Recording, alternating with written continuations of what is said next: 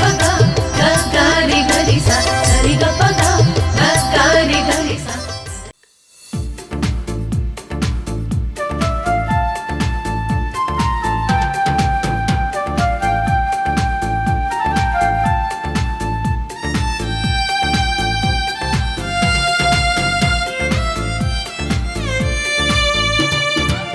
స్వాగతం సర్వాధికారుడా,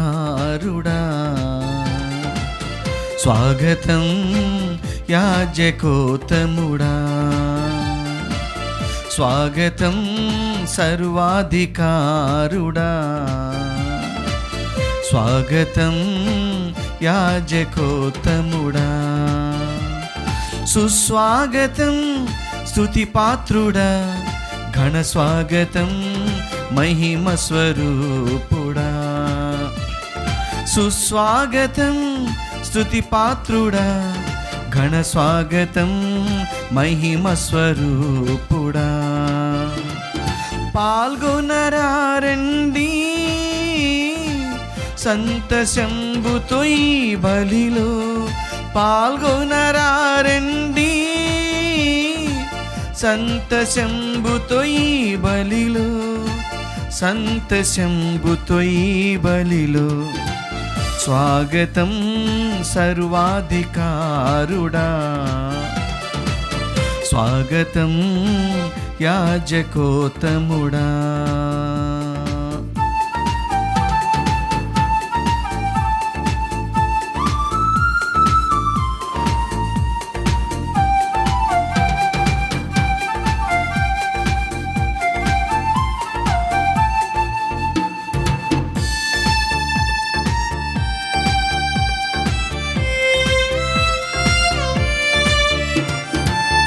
అబ్రహాముని బలి కన్నా, మెల్కీసెదెకుని బలి కన్నా, అబ్రహాముని బలి కన్నా, మెల్కీసెదెకుని బలి కన్నా, దీర్ఘదర్శులు నుడివిన బలి ఇది, దీర్ఘదర్శులు నుడివిన బలి ఇది, జీవితేసుని నిత్య బలి, జీవితేసుని నిత్య బలి.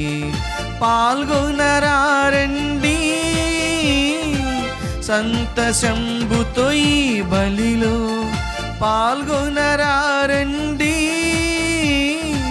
సంతశంబుతో ఈ బలిలో, సంతశంబుతో ఈ బలిలో. స్వాగతం సర్వాధికారుడా, స్వాగతం యాజకోత్తముడా. క్రీస్తునాథుని యందు ప్రియ సహోదరి సహోదరులారా, ఈనాడు ఈ దివ్య బలి పూజలో ప్రత్యేకంగా ఈ ఉద్దేశాల కోసం ప్రార్థిద్దాం. కడప మేత్రాసనం ఆరోగ్యమాత విచారణ, దివ్యవాణి టీవీ దివ్య బలి పూజ స్థిరనిధి దాతలు కీర్తిశేషులు శ్రీ తాతిరెడ్డి వెంకట సుబ్బారెడ్డి 5వ వర్ధంతి సందర్భముగా వారి ఆత్మకు నిత్య విశ్రాంతి చేకూరాలని వారి భార్య శ్రీమతి కొడదల లూర్దు మేరీ సమర్పిస్తున్నారు.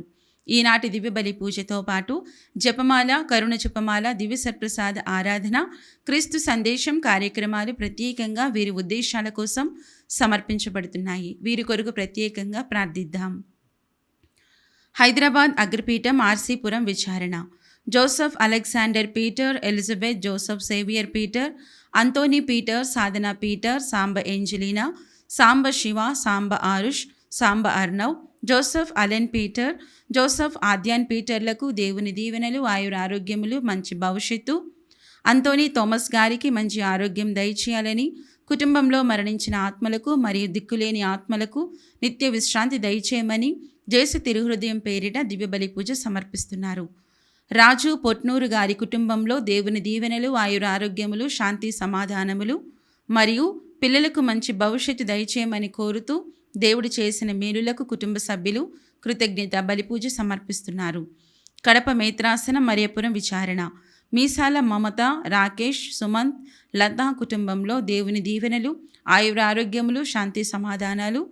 రాకేష్ రాయబోయే పరీక్షలో దేవుడు తోడుగా ఉండాలని, మీసాల విక్టర్ గారికి మంచి ఆరోగ్యం దయచేయమని మరియు మరియపురం విచారణను దీవించాలని కోరుతూ దేవుడు చేసిన మేలులకు మమతా కుటుంబ సభ్యులు కృతజ్ఞత బలిపూజ సమర్పిస్తున్నారు. కర్నూలు మేత్రాసనం నందికొట్కూరు విచారణ. సెయింట్ మేరీస్ హై స్కూల్కు దేవుడు అనుగ్రహించిన కృపలను బట్టి స్తుతులు చెల్లిస్తూ రాబోయే రోజుల్లో సైతం స్కూలును నిత్యం కాచి కాపాడాలని వేడుకుంటూ జర్మనీలో చదువుకుంటున్న కుమారుడు అంతోని స్నేహితును, హైదరాబాదులో ఉన్న కూతురు డాక్టర్ హిమవర్షిణిని దేవుడు తన దీవెనలతో నింపాలని, బిడ్డలిద్దరికీ చక్కని వివాహ సంబంధాలు కుదరాలని ప్రార్థిస్తూ జోసెఫ్ కెనడీ నిర్మలా దంపతులు కృతజ్ఞత బలిపూజ సమర్పిస్తున్నారు. ఈ ఉద్దేశాలతో పాటు మనందరి ఉద్దేశాలు జోడించి ఈ దివ్య బలిపూజలో పాల్గొందాం. నిఖిల జాతులారా చప్పట్ల కొట్టుడు, జయ జయనాదములతో ప్రభువును కీర్తింపుడు. పితా పుత్ర పవిత్రాత్మ నామమునా ఆమేన్. ప్రభువు మీతో ఉందురుగాక. మీ ఆత్మతోనూ ఉండునుగాక. మానవులందరిలో ఉదయించే ఒకే ఒక ప్రశ్న, నేను ఎందుకు సృజింపబడ్డాను? నేను ఎక్కడికి వెళుతున్నాను? నా జీవిత గమ్యం ఏమిటి? ఏ మతమైనా, ఏ ప్రాంతమైనా మానవులందరిలో ఈ ప్రశ్న ఉదయిస్తూ ఉంటుంది. దానికి ఆయా మతాల వారు ఆయా మతాలకు సంబంధించిన విశ్వాస విషయాలను చెబుతారు. అయితే మన క్రైస్తవ కథోలిక విశ్వాసం ప్రకారము మానవులందరూ ఎందుకు సృజింపబడ్డారంటే దేవుణ్ణి చేరడం కోసం. దీన్నే పునీత ఇగ్నేషియస్ లోయోలా గారు పునాది మూల సూత్రము అనేటువంటి ఒక తపోభ్యాసం ద్వారా చాలా చక్కగా వివరించారు. ఈ పునాది మూల సూత్రము లేక ప్రిన్సిపల్ అండ్ ఫౌండేషన్ అనేటువంటి ఈ తపోభ్యాసం ద్వారా ఒక 4 ముఖ్యమైనటువంటి అంశాలు ఇన్యాసి వారు మనకు తెలియజేస్తారు. మొట్టమొదటిది ఏంటంటే మానవులందరూ కూడా దేవుణ్ణి చేరుటకు స్తుతింపబడ్డారు. ఈ లోకంలోని సృష్టి వస్తువులన్నీ కూడా మానవుడు దేవుణ్ణి చేరడానికి సహకరించేవిగా ఉన్నాయి. ఈ సృష్టి వస్తువుల్లో ఏదైతే సహకరిస్తుందో దేవుణ్ణి చేరుటకు మానవుడు ఆ వస్తువులను చేకొనాలి. ఏవైతే వస్తువులు లేక విషయాలు మానవుడు దేవుణ్ణి చేరుకోవడానికి అడ్డుపడుతున్నాయో వాటిని నిర్ద్వందంగా తిరస్కరించాలి. ఈ విషయాలన్నిటిలో కూడా మానవుడు తన యొక్క స్వేచ్ఛను, స్వాతంత్ర్యాన్ని ఉపయోగించుకొని ఏదైతే మంచిదో భగవంతుని చేరడానికి అదే గ్రహించాలి, అదే నిర్ణయం తీసుకోవాలి అనేటువంటి ఈ 4 విషయాలను ఇన్యాసి వారు మనకు చెబుతూ ఉన్నారు. కనుక ఈరోజు మనం ఒక్కసారి ఈ దివ్య పూజ బలిలో ప్రశ్నించుకుందాం, ఆలోచించుకుందాం. మనం దేనివైపు అరులు చాస్తున్నాము, దేనికోసం పరితపిస్తున్నాము, దేనికోసం తహతహలాడుతున్నాము. ఆ దేవుడి వైపే మనం తహతహలాడాలి. దేవుణ్ణి చేరుకోవడానికి మనం విశ్వ ప్రయత్నాలు చేస్తూ ఉండాలి.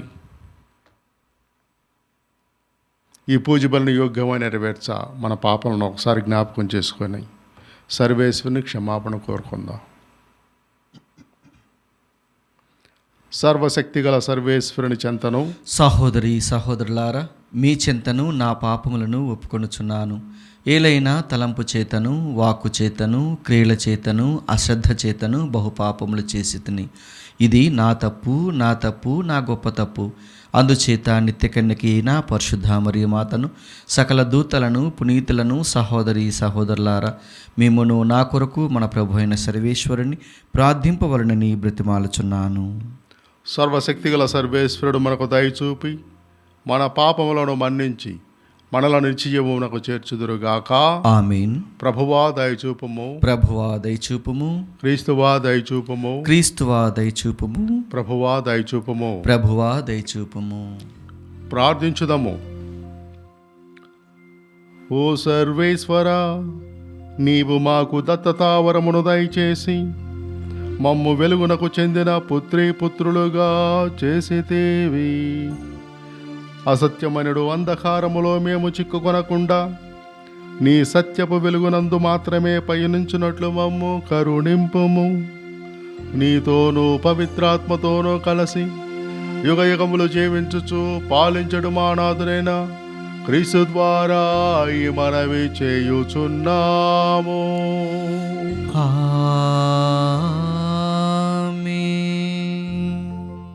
మొదటి పట్టణము ఆది కాండము 22వ అధ్యాయము 1వ వచనం నుండి 2వ వచనం వరకు మరియు 9వ వచనం నుండి 12వ వచనం వరకు. ఆ తరువాత దేవుడు అబ్రహామును పరీక్షించెను. అబ్రహాము అని దేవుడు పిలిచెను. చిత్తము ప్రభు అని అబ్రహాము అనెను. అంతటా దేవుడు అతనితో, నీ కుమారుని, నీవు గాఢముగా ప్రేమించు ఏకైక కుమారుని ఈసాకును వెంటబెట్టుకొని మొరియా ప్రదేశమునకు వెళ్ళుము. అక్కడ నీకొక కొండను చూపుదును. దానిమీద నీ కుమారుని దహనబలిగా సమర్పింపుము అని చెప్పెను. అటుల వారిద్దరూ కలిసి వెళ్ళి దేవుడు చెప్పిన చోటు చేరిరి. అక్కడ అబ్రహాము బలిపీఠము నిర్మించి కట్టెలు పేర్చెను. కుమారుడు ఈసాకును బంధించి బలిపీఠము మీద పేర్చిన కట్టెలపైన ఉంచెను. అంతటా అతడు చేయి చాచి కుమారుని చంపుటకు కత్తిని తీసుకొనెను. కాని ఆకాశము నుండి యావే దూత అబ్రహాము, అబ్రహాము అని పిలిచెను. అబ్రహాము చిత్తము ప్రభు అనెను. యావే దూత, చిన్నవాని మీద చేయి వేయకుము, అతనిని ఏమీయూ చేయకుము. నీవు నీ ఏకైక పుత్రుని నాకు సమర్పించుటకు వెనుకంజ వేయలేదు. కావున నీవు దైవభీతి కలవాడని నేను తెలుసుకొంటిని అనెను. ప్రభు వాక్కు. సర్వేశ్వరునికి వందనములు.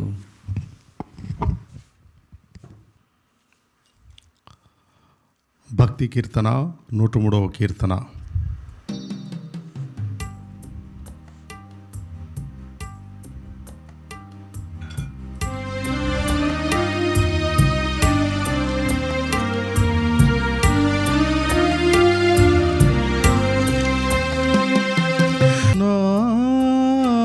ఆత్మమా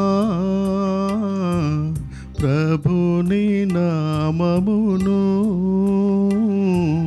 సన్నుతించుము. నాత్మమా ప్రభుని నామమును సన్నుతించుము.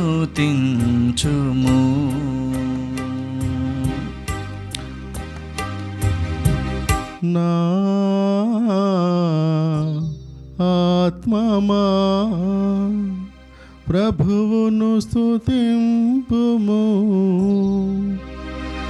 అతని ఉపకారములను దేనిని మరువకుము.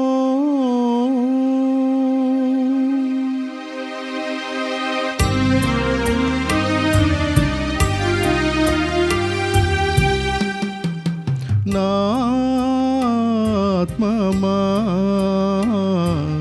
ప్రభుని నామమును సన్నుతించుము. నాత్మమా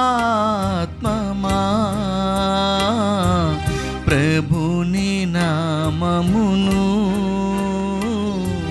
సన్నుతించుము. ప్రభువు నీతిని పాటించును, పీడితులకు న్యాయము చేకూర్చును.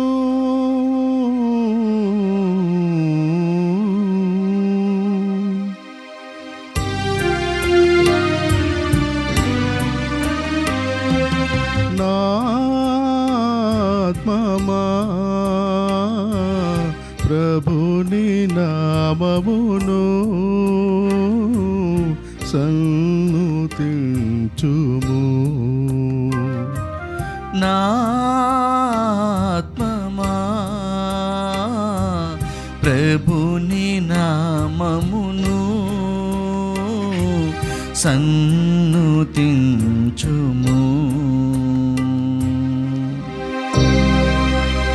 ప్రభువు కరుణామయుడు, దయాపూరితుడు దీర్ఘశాంతుడు ప్రేమనిధి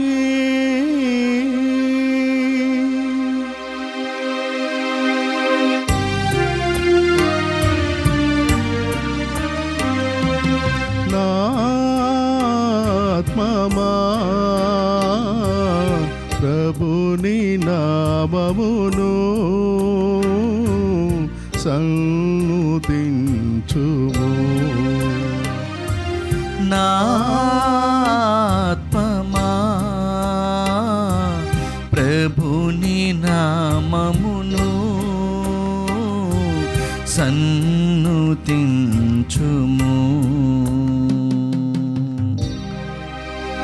తండ్రి తన కుమారుల మీద జాలి చూపినట్లే ప్రభువు తన పట్ల భయభక్తులు కలవారి మీద నెనరు చూపును.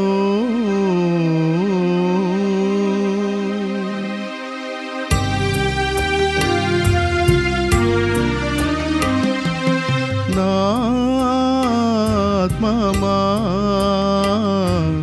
ప్రభుని నామమును సన్నుతించుము.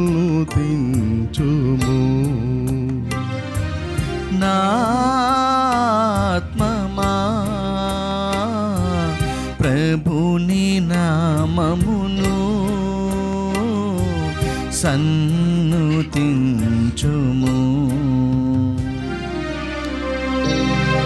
భలాఢ్యులైన ప్రభువు దూతలారా అతని ఆజ్ఞలను పాటించి అతని మాట వినువారలారా మీరు ప్రభువును స్తుతింపుడు. ప్రభువు సామ్రాజ్యమునందలి సమస్త సృష్టి వస్తువులారా మీరు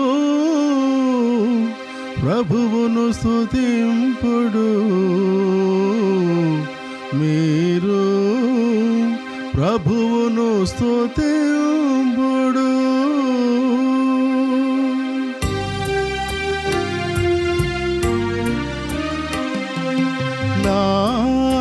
నాత్మమా ప్రభుని నామమును సన్నుతించుము. నాత్మమా ప్రభుని నామమును సన్నుతించుము.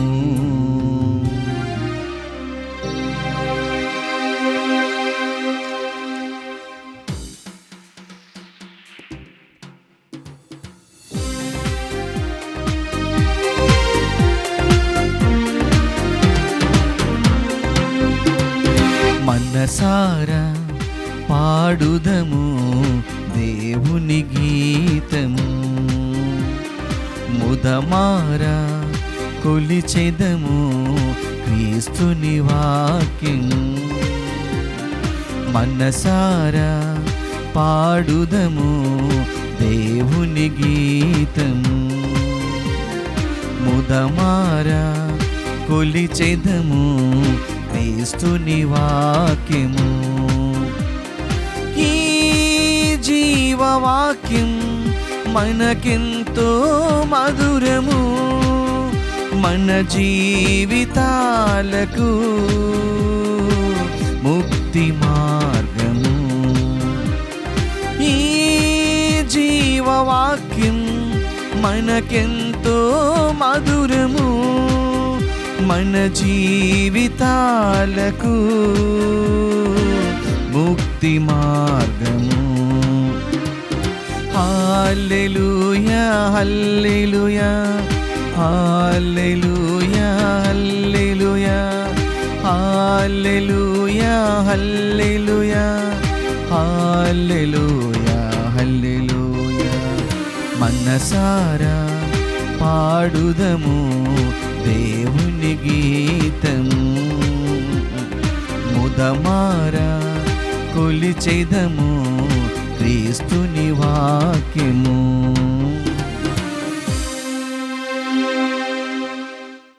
ప్రభువు మీతో ఉండునుగాక. మీ ఆత్మతోనూ ఉండునుగాక. పునీత మత్తయి వ్రాసిన సువిశేషములోని భాగము. ప్రభువా మీకు మహిమ కలుగునుగాక. మత్తయి సువార్త 16వ అధ్యాయము వచనములు 24 నుండి 26 వరకు. నన్ను అనుసరింపగోరువాడు తనను తాను పరిత్యజించుకొని తన సిలువను ఎత్తుకొని నన్ను అనుసరింపవలెను. తన ప్రాణమును కాపాడుకొన చూచువాడు దానిని పోగొట్టుకొనును.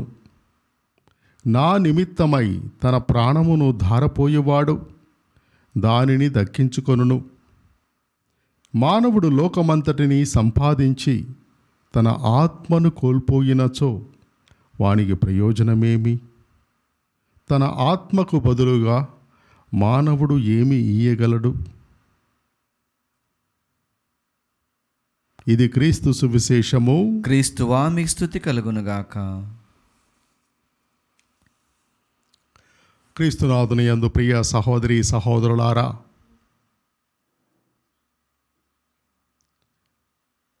ఒక రాజు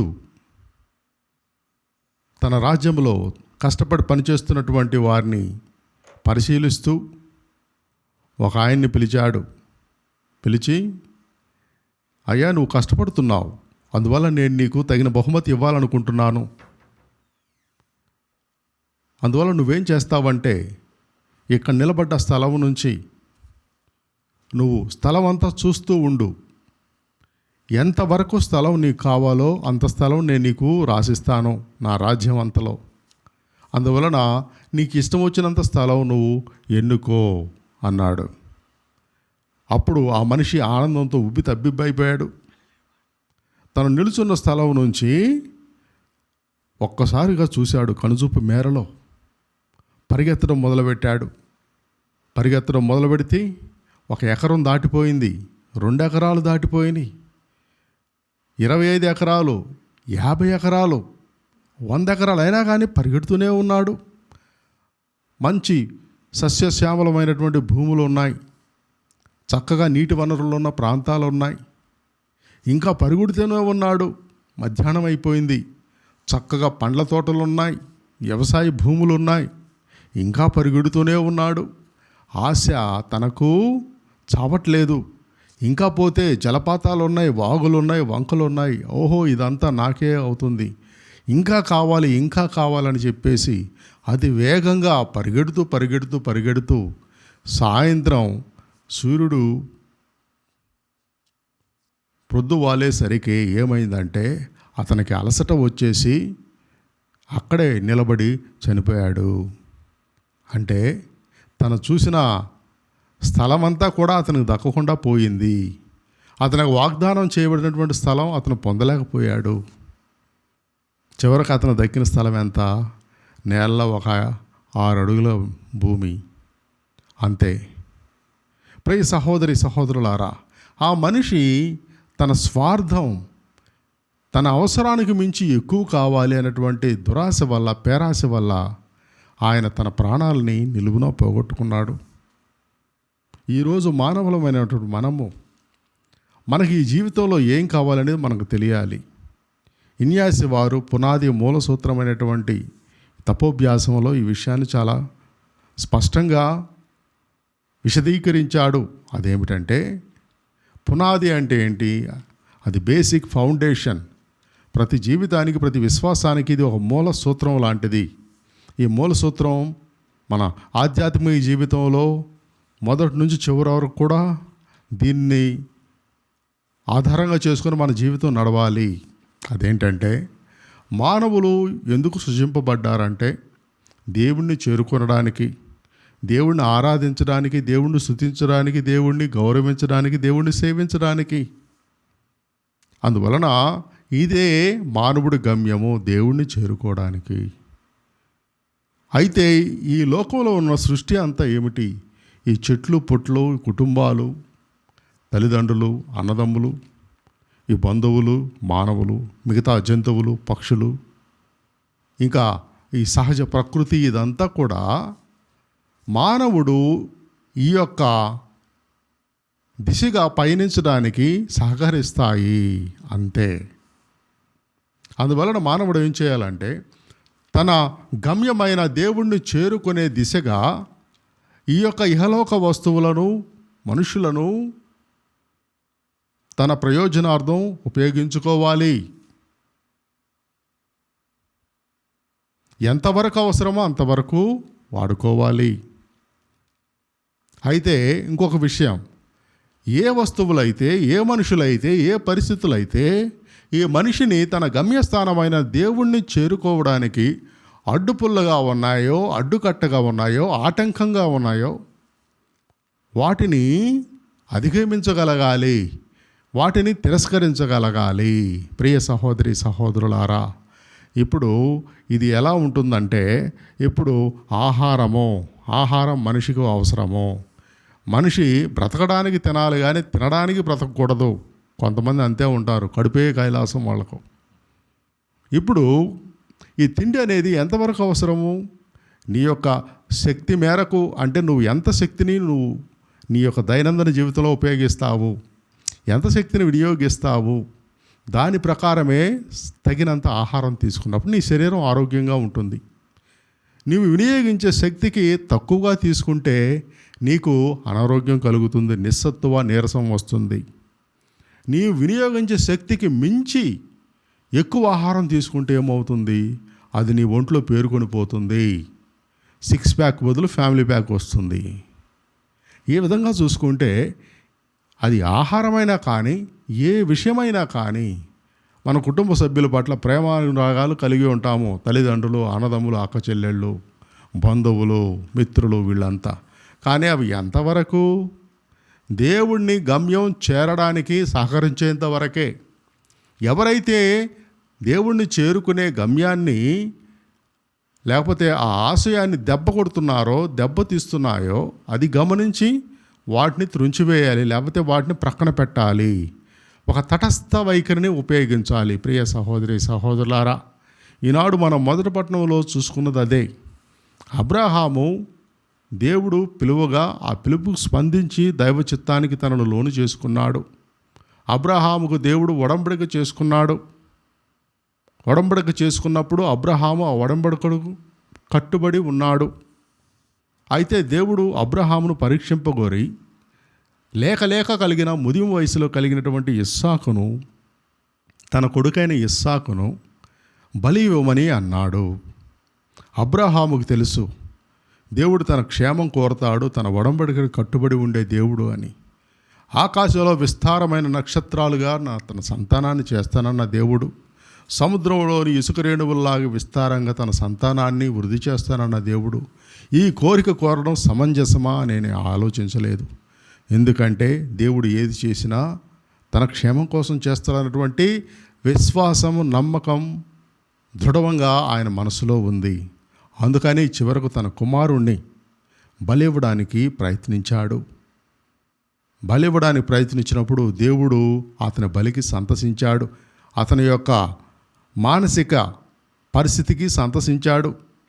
తన కుమారుణ్ణి తన కుటుంబానికి వాటికంటే ఎక్కువగా తనను ఎన్నుకునేటువంటి అతని యొక్క విశ్వాసాన్ని అభినందించాడు, సంతోషించాడు. ఇంకా తను అబ్రహాముకు చేసిన వాగ్దానాన్ని నిలబెట్టుకున్నాడు. జాతులకు తండ్రిగా ఆయన నిలబడ్డాడు. అందుకని విశ్వాసానికి తండ్రిగా అబ్రహాము మారాడు. ప్రియ సహోదరి సహోదరులారా, యోబు కూడా అంతే. యోబుకు దేవుడు సర్వం ఇచ్చాడు, కానీ ఒక పరీక్షించగోరి సర్వం తీసుకున్నాడు. ఆస్తిపాస్తులు, అందచందాలు, ఐశ్వర్యం అంతా పోయి అనారోగ్యం వచ్చింది. చర్మవ్యాధితో అతను బాధపడుతూ బూడిదలో కూర్చొని గోనె పట్ట కట్టుకొని ఆ గోక్కుంటూ శారీరక బాధ శ్రమ అనుభవిస్తుండగా మిత్రులు వచ్చి అతని బాధ చూసి బాధపడ్డారు. చివరకు దైవదూషణ చేయండి అని ప్రోత్సహించారు. ఇంకా చివరకు సొంత భార్య కూడా వచ్చి ఆయన్ని తిట్టిపోసింది. దైవదూషణ చేసి ఈ బాధల నుంచి తప్పించుకోవచ్చు కదా అని ప్రోత్సహించింది, ప్రేరేపించింది. కానీ యోబు ఆ మాటలు వినలేదు. పెడచెవిని పెట్టాడు. చివరకు చెప్పాడు, మీరంతా పిచ్చివాళ్ళు. మనం భూమి మీదకు వచ్చేటప్పుడు ఏం తీసుకొచ్చాం? ఏం తీసుకురాలేదు. దిశమూలతో వచ్చాం. వెళ్ళేటప్పుడు ఏం తీసుకెళ్తాం? ఈ కోట్లు ఇళ్ళు సంపాదించారు, కొంతమంది వస్తువులు కొన్నారు, పెద్ద సామ్రాజ్యాన్ని స్థాపించుకున్నారు. అవన్నీ తీసుకెళ్తున్నారా? ఎవరు తీసుకెళ్లారు? ఈ సందర్భంగా అలెగ్జాండర్ చక్రవర్తి కథ నాకు గుర్తుకొస్తుంది. అలెగ్జాండర్ చక్రవర్తి చాలా పిన్న వయస్కులోనే మంచి కుర్రవాడిగా ఉన్నప్పుడు ఆయన గ్రీకు దేశం నుంచి మంచి సైన్యాన్ని వెంట పెట్టుకొని అనేక దేశాలు జయిస్తూ ఉన్నాడు. ప్రపంచం మొత్తాన్ని జయించాలని. చివరికి భారతదేశం కూడా వచ్చాడు. పురుషోత్తముడితో యుద్ధం చేసి విజయం సాధించారని మనం చెప్పుకుంటూ ఉంటాం. ఇప్పుడు అలెగ్జాండరు చిన్న వయసులోనే ఏదో దోమ కుట్టి చచ్చిపోయినట్టున్నాడు, మలేరియా. ఆ కాలంలో పాపం ఈ టెస్ట్లు అవన్నీ లేవు కదా. అంత పెద్ద చక్రవర్తి ఒక బుడ్డ దోమ కుట్టేసరికి చచ్చిపోయాడు. ఆయన చనిపోయేటప్పుడు ఆయన చివరి దశలో ఉన్నప్పుడు ఆలోచిస్తూ ఉన్నాడు, ఇన్ని సామ్రాజ్యాలు సంపాదించాను, చివరికి నా పూర్తి జీవితాన్ని కూడా జీవించలేకపోతున్నాను, చచ్చిపోబోతున్నాను. ఏంటి ఈ సంపదలు ఇవన్నీ వ్యర్థం కదా, ఎందుకు నా పేరాశ దురాశ కలిగింది అని చాలా చింతించాడు. చింతించి మిగిలిన తన జనులకు గుణపాఠం చెప్పాలని ఆయన ఏమన్నాడంటే, నేను చనిపోయినప్పుడు నా సమాధి పెట్టి ఉంటుంది కదా, దాన్ని తీసుకెళ్ళేటప్పుడు నా చేతుల్ని ఒట్టి అరచేతులను ఖాళీ చేతుల్ని బయట పెట్టండి. అంటే ఈయన వెళ్ళేటప్పుడు ఏం తీసుకెళ్ళటం లేదు అనే గుణపాఠం అందరికీ అందాలని ఆయన ఆశించాడు. ఈనాడు ఇదే జరుగుతుంది. ఎంతోమంది పేరు మోసిన ఆస్తిపరులు వీళ్ళందరూ ఉన్నారు. షాజహాన్ తాజ్మహల్ కట్టించాడు, తీసుకుపోయాడా, చచ్చూరుకున్నాడు.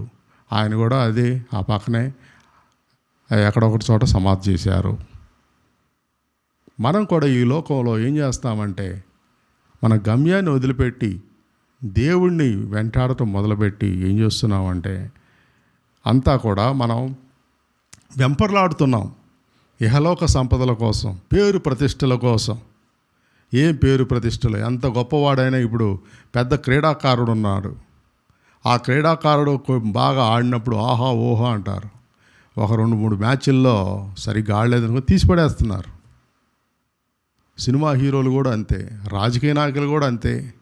ఎంతకాలం ఇదంతా మెరిసేదంతా బంగారం కాదు, ఇవన్నీ బుద్భుతప్రాయం. కీర్తి ప్రతిష్టలు ఇవన్నీ కూడా, ఈ సంపదలన్నీ కూడా తుప్పుపట్టిపోయేవి. నువ్వు చచ్చిపోయిన తర్వాత వేరే వాళ్ళు తీసుకుంటారు. అంతే జరుగుతుంది కదా ఈ లోకంలో. అందువలన మనం ఎందుకు జన్మించామో, మన గమ్యస్థానం ఎక్కడో తెలుసుకోవాలి. అందరూ తెలుసుకొని ఆ దేవుని చెంతకు చేరాలి. కార్ల్ రానర్ అనేటువంటి థియోలోజియన్ అంటారు, మన హృదయంలో ఒక సింహాసనం ఉంది. ఆ సింహాసనం కేవలం దేవుడికే సృష్టింపబడ్డది. ఆ దేవుడు ఉన్నప్పుడే ఆ సింహాసనం మీద మనకు మనశ్శాంతి కలుగుతుంది. ఈనాడు మనశ్శాంతి ఎందుకు కలగట్లేదు చాలామందికి? ఆస్తిపాస్తులు, అంతస్తులు అన్నీ ఉన్నా కానీ. ఎందుకంటే ఆ హృదయ సింహాసనం పై దేవుడు కాకుండా వేరేది ఉన్నారు.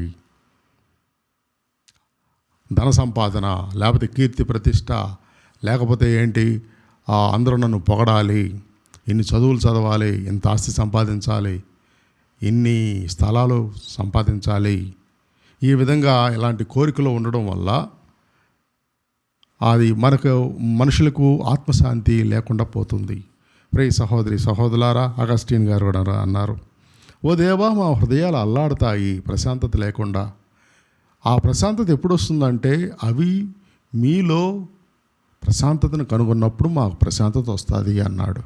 ప్రియ సహోదరి సహోదరులారా, ఇన్యాసి వారు అంటారు 4వ అంశం ఈ పునాది మూల సూత్రంలో, ఈ లోకంలో ఉన్నటువంటి వస్తువులు వీటన్నిటి పట్ల మనం ఒక తటస్థ భావాన్ని, లేకపోతే స్థితప్రజ్ఞత, లేకపోతే ఒక రకమైన ఇండిఫరెన్స్ అనేది మనం పెంపొందించుకోవాలి.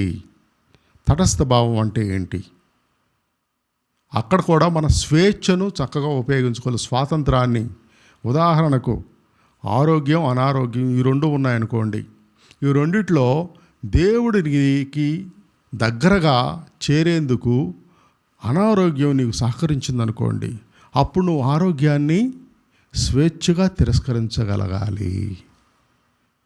ఇంకా ధనము లేకపోతే పేదరికం, ఈ రెండిట్లో పేదరికం నీకు సహాయం చేస్తుందనుకోండి దేవుడికి దగ్గరగా వెళ్ళడానికి, ఆధ్యాత్మిక అభివృద్ధికి, అప్పుడు ధనాన్ని తిరస్కరించడానికి నువ్వు ప్రయత్నించాలి.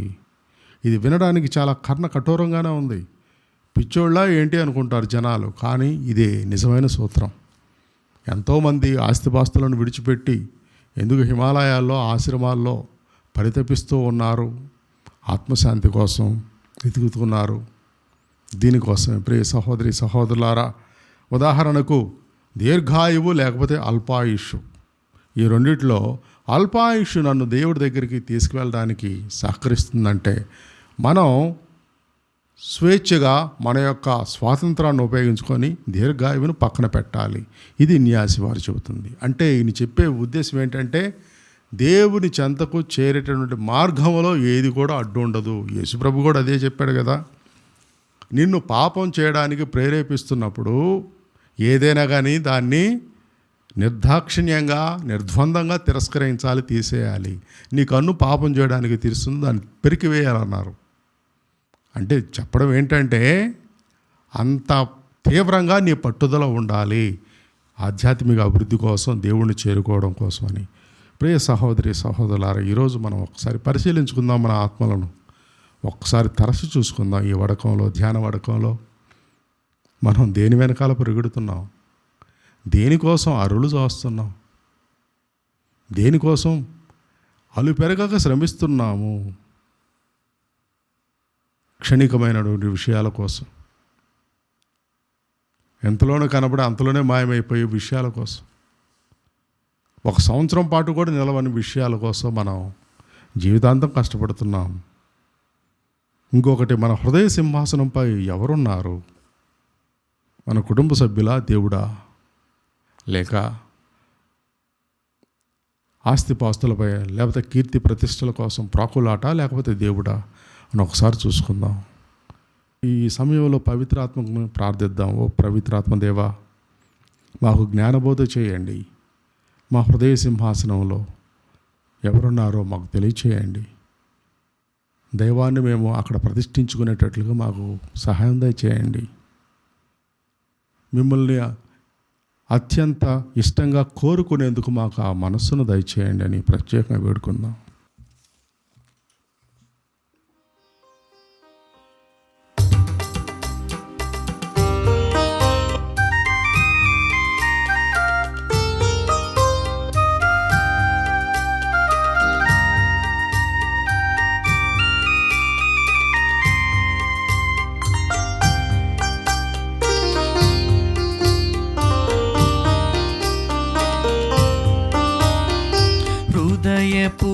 హృదయపూర్వకర్పణం ఇది ఆత్మీయ సమర్పణం. హృదయపూర్వకర్పణం ఇది ఆత్మీయ సమర్పణం. త్రిత్వైక దేవునికి తనువు మనసు అంకితం. త్రిత్వైక దేవునికి తనువు మనసు అంకితం. హృదయపూర్వకర్పణం ఇది ఆత్మీయ సమర్పణం.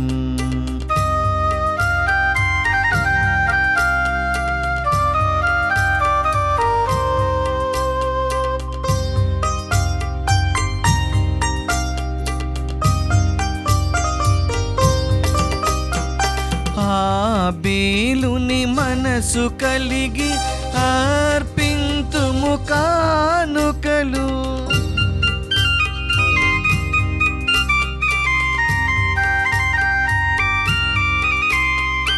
ఆబేలుని మనసు కలిగి అర్పింతుము కానుకలు అబ్రహాముని భక్తి కలిగి చెల్లింతుము కృతజ్ఞతలు ఈ దివ్య పూజలో అర్పింతును నాదు హృదయం ఈ దివ్య పూజలో అర్పింతును నాదు హృదయం గగమరి నిస నిధని పమప గగమరి నిస సని పని సని పమ గమగరిస హృదయపూర్వకర్పణం ఇది ఆత్మీయ సమర్పణం. సహోదరి సహోదరులారా, మీరు నేను అర్పించు ఈ బలి సర్వశక్తిగల ప్రతి అయిన సర్వేశ్వరునికి ప్రీతికరమట్లుగా ప్రార్థించండి. ప్రభు తన నామస్తుతి మహిమల కొరకును మన ప్రయోజనం కొరకును తన పవిత్ర శ్రీసభ ప్రయోజనం కొరకును నీ కర్మల ద్వారా ఈ బలిని స్వీకరించునుగాక. ప్రార్థించుదము.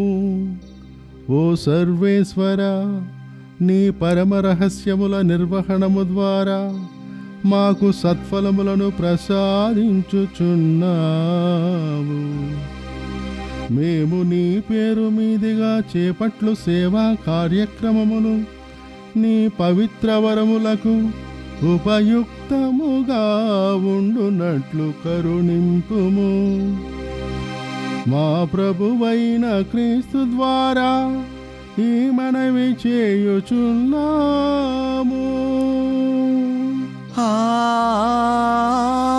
ఆమేన్. ప్రభువు మీతో ఉండునుగాక. మీ ఆత్మతోనూ ఉండునుగాక. మీ మనస్సులను ఉన్నతమునకు త్రిప్పుము. ప్రభు వైపు త్రిప్పియున్నాము. మన దేవుడైన ప్రభువునకు కృతజ్ఞత తెలుపుదము. కృతజ్ఞత తెలుపుట యుక్తము న్యాయము. ప్రభువైన దేవా, పావన పిత, సర్వశక్తిగలనిచ్చే సర్వేశ్వర, మేము ఎల్లప్పుడూ ఎచ్చోటను నీకు కృతజ్ఞతా వందనములు మా ప్రభు అయిన క్రీస్తు ద్వారా చెల్లించుట యుక్తము న్యాయము ధర్మము రక్షణదాయకము. ఏలైనా క్రీస్తునందు నీవు సమస్త వస్తువులను నూతనీకరింప చిత్తగించితివి. అతని పరిపూర్ణతలో మాకందరకు భాగమునొసగదివి. అతడు దైవ స్వభావము కలిగియున్నను తనను తాను రిక్తుని చేసుకొనెను. శిలువయందు దారపోసిన తన రక్తము ద్వారా సమస్త సృష్టికి శాంతినొసగెను. కావున సర్వము కంటెను అత్యున్నత గౌరవమునకు పాత్రుడై అతనిని విధేయించు వారందరి నిత్యరక్షణకు కారకుడాయను.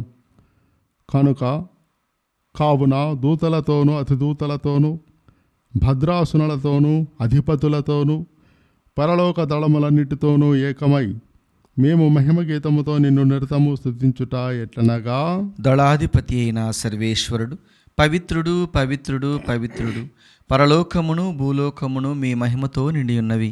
మహోన్నతమున హోసాన్న. ప్రభు నామమున వేంచేయవారు ధన్యుడు. మహోన్నతమున హోసాన్న. ఓ ప్రభువా, నీవు నిక్కముగా పవిత్రుడవు, సర్వ పవిత్రతకు ఊటయు నీవే. కనుక నీ పవిత్రాత్మ ద్వారా ఈ కానుకలను పవిత్రపరచ ప్రతిమాలుచున్నాము. ఈ విధమున ఇవి మా కొరకు మా ప్రభువైన యేసుక్రీస్తు శరీర రక్తములగునుగాక. అతడు శిలువ శ్రమలకు తనను తాను ఇష్టపూర్తిగా అప్పగించుకున్నప్పుడు అప్పమ్మనందుకొని కృతజ్ఞతావందనములు చెప్పి త్రుంచి శిష్యులకు ఇట్లనెను, మీరందరూ దీనిని తీసుకొని భుజింపుము. ఏలయనా ఇది మీ కొరకు అప్పగింపబడనున్న నా శరీరము.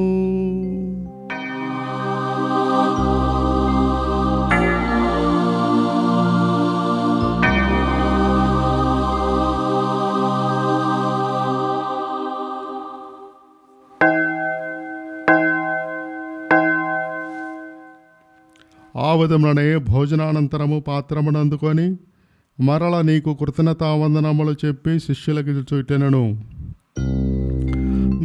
మీరందరూ దీనిని తీసుకొని దీని నుండి పానము చేయుడు.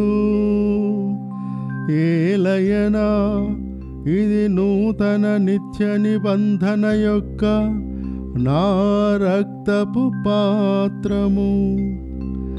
ఇది మీ కొరకును అనేకుల కొరకును పాప పరిహారమునకై ధారవోయబడును. దీనిని నా జ్ఞాపకార్థము చేయుడు.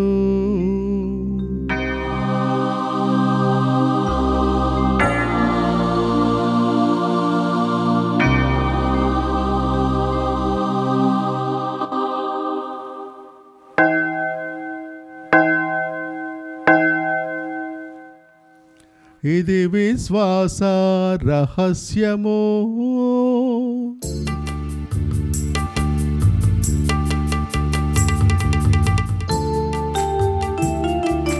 లోకరక్షక మమ్ము రక్షింపుము. ఏలయనా మీ సిలువ ఉత్థానము వలన మమ్ము విమోచించితివి. మమ్ము విమోచించితివి. కనుక తండ్రి, క్రీస్తు మరణమును ఉత్థానమును స్మరించుచు జీవమునొసగు ఈ అప్పమును రక్షణ పాత్రమును మీకు సమర్పించుచున్నాము. నీ సముఖమున నిలిచి నీకు పరిచర్య చేయుటకు మమ్ము పాత్రులనుగా చేసినందుకు నీకు వందనములు తెలుపుచున్నాము. క్రీస్తు శరీర రక్తములందు పాలివారగా మమ్ము పవిత్రాత్మ ద్వారా ఐక్యపరచమని ప్రతిమాలుచున్నాము. ఓ ప్రభువా, ప్రపంచమంతటా వ్యాపించిన నీ శ్రీసభను జ్ఞాపకం ఉంచుకొనుము. మా లియో జగద్గురువును, మా అంతోని పీఠాధిపతిని, గురువులందరితో పాటు మమ్మును నీ ప్రేమయందు పరిపూర్ణలను చేయము. ఉత్థానమగుదమని నమ్మికతో చనిపోయిన మా సహోదరి సహోదరులను, నీ కనికరమందు చనిపోయిన వారందరినీ జ్ఞాపకం ఉంచుకొనుము. వారిని నీ దివ్య ప్రకాశములోనికి చేర్చుకొనుము. మా అందరిపై దయ చూపి దేవుని కన్యతల్లియగు మరియమాతతోనూ పునీత అపోస్తులతోనూ ఆది నుండి నీకు సేవ చేసిన పుణ్యాత్ములందరితోనూ మాకు నిత్య జీవములో భాగమును దయచేయము. అప్పుడు వారితో కలిసి మేము నీ కుమారుడు యేసుక్రీస్తు ద్వారా నిన్ను స్తుతించి మహిమపరచుదము. క్రీస్తు ద్వారా, క్రీస్తుతో, క్రీస్తునందు సర్వశక్తి గల పితయైన సర్వేశ్వరా, పవిత్రాత్మతో ఏకమయ్యుండు నీకు యుగ యుగములు గౌరవ మహిమలు కలుగునుగాక. గౌరవ మహిమలు కలుగునుగాక.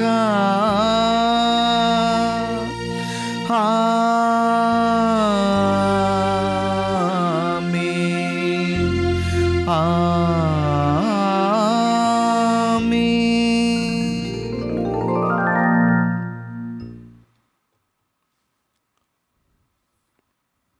మన రక్షకుడు ఇచ్చిన పరమోపదేశమును అనుసరించి ప్రార్థింప సాహసింతము. పరలోకమందున్న మా తండ్రి, మీ నామం పూజింపబడునుగాక, మీ రాజ్యం వచ్చునుగాక, మీ చిత్తము పరలోకమందు నెరవేరినట్లు భూలోకమందును నెరవేరునుగాక. నానాటికి కావలసిన మా అన్నము మాకు నేటికి అనుగ్రహింపుము. మా ఇద్ద అప్పుబడిన వారిని మేము మన్నించినట్లు మా అప్పులను మీరు మన్నింపుము. మమ్ము శోధన యందు ప్రవేశింపనివ్వక కీడులో నుండి మమ్ము రక్షింపుము. ప్రభువా, అన్ని కీడుల నుండి మమ్ము రక్షింపము. మా ఈ రోజుల్లో మాకు శాంతిని ప్రసాదింపము. నీ దయానుగ్రహం వలన పాపము నుండి మమ్ము విముక్తులను చేసి అన్ని కలతల నుండి సర్వదా కాపాడము. మేము మోక్షానందమును మా రక్షకుడైన యేసుక్రీస్తు ఆగమమును నిరీక్షించుచుందము. ఏలైనా నిరంతరము మీదే రాజ్యము, మీదే అధికారము, మీదే మహిమ. శాంతిని మీకు అనుగ్రహించుచున్నాను, నా శాంతిని మీకు ఇచ్చుచున్నాను అని నీ అపోస్తలులతో వచించిన ప్రభువైన యేసువా, మా పాపములను లెక్కింపక నీ శ్రీ సభ విశ్వాసమును వీక్షింపము. నీ చిత్త ప్రకారము నీ సభకు శాంతిని ఐక్యమును అనుగ్రహింపము. యుగ యుగములు జీవించుచు పరిపాలించు ప్రభువా, ఆమేన్. ప్రభుని శాంతి ఎల్లప్పుడూ మీతో ఉండునుగాక. మీ ఆత్మతోనూ ఉండునుగాక. ఒకరికొకరు సమాధానమును తెలుపుకుందము. సర్వేశ్వరుని గొర్రెపిల్ల, లోక పాపములను పరిహరించు ప్రభువ, మాకు దయచూపుము. సర్వేశ్వరుని గొర్రెపిల్ల, లోక పాపములను పరిహరించు ప్రభువ, మాకు దయచూపుము. సర్వేశ్వరుని గొర్రెపిల్ల, లోక పాపములను పరిహరించు ప్రభువ, మాకు శాంతిని దయచేయుము.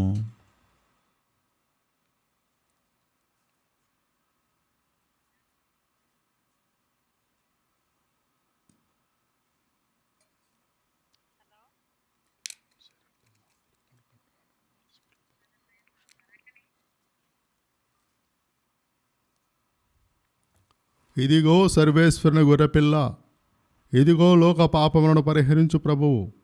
ఈ గొర్రెపిల్ల విందుకు పిలువడిన వారు ధన్యులు. ప్రభువా, మీరు నా ఇంట ప్రవేశించుటకు నేను పాత్రుడును కాను, కానీ మీరు ఒక్క మాట పలికినా నా ఆత్మ స్వస్థత పొందును.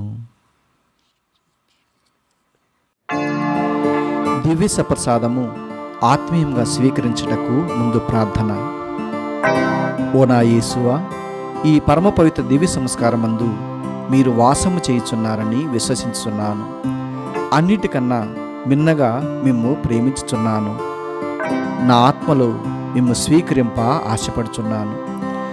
దివ్య సప్రసాద రూపమున ఈ సమయములో మిమ్ము స్వీకరింప సాధ్యం కాదు గనక ఆత్మీయంగా నా హృదయంలోనికి వేంచేయము. ఈ క్షణము మీరు నా యందు ఉన్నట్లుగా మిమ్ము కౌగిలించుకొనుచున్నాను. నన్ను మీలో ఐక్యపరచుము. మీ నుండి నన్ను ఎన్నటికిని ఎడబాయకుండానట్లు చేయమని వేడుకొనుచున్నాను. ఆమేన్.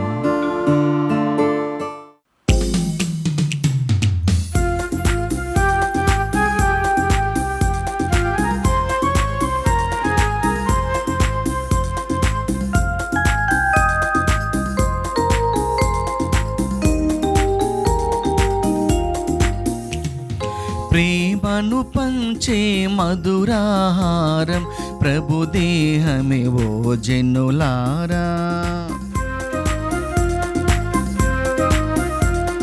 కరములు మోడ్చి శిరమును వంచి భక్తితో సాగుము మనసారా. ప్రేమను పంచే మధురాహారం ప్రభు దేహమే ఓ జనులారా. కరమును మోడ్చి శిరమును వంచి భక్తితో సాగుము మనసారా. రండి రండి వేగమి రండి, రండి రండి లోకొన రండి. రండి రండి వేగమి రండి, రండి రండి లోకొన రండి.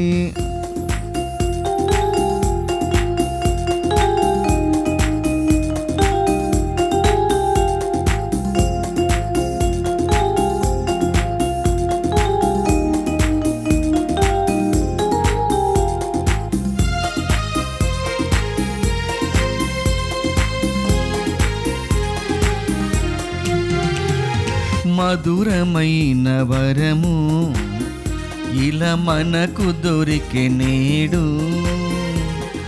మధురమైన వరము ఇలా మనకు దొరికే నేడు. ఎదురు చూచు క్షణము ఆసన్నమాయె మనకు. ఎదురు చూచు క్షణము ఆసన్నమాయె మనకు. రండి రండి వేగమి రండి, రండి రండి లోకొన రండి. రండి రండి వేగమి రండి, రండి రండి లోకొన రండి.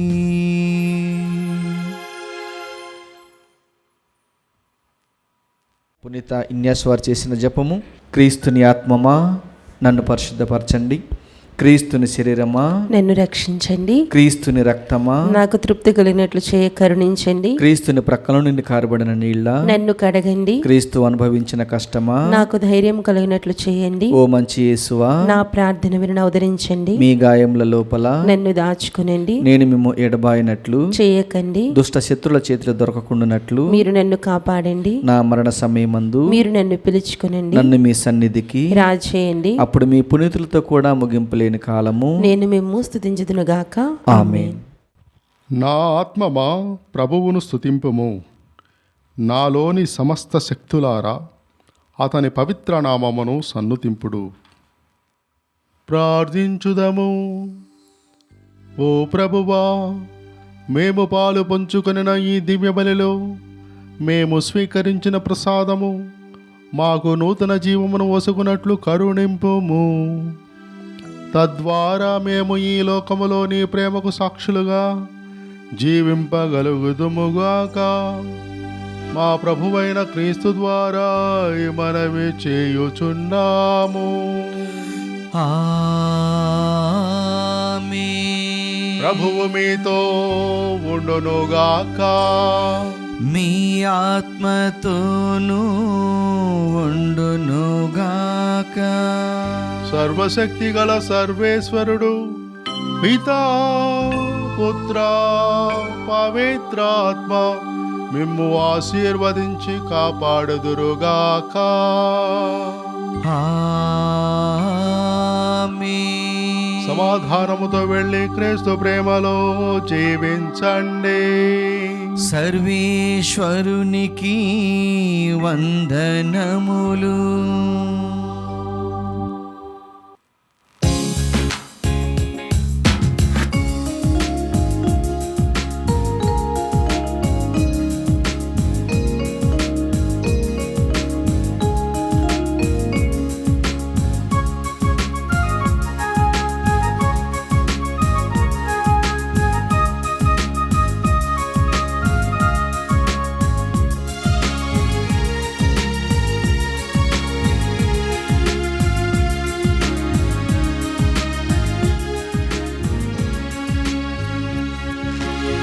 సౌందర్య రాశి ఓ మరియమ్మ, పావన జైననివి నీవేనమ్మా. సౌందర్య రాశి ఓ మరియమ్మ, పావన జైననివి నీవేనమ్మా.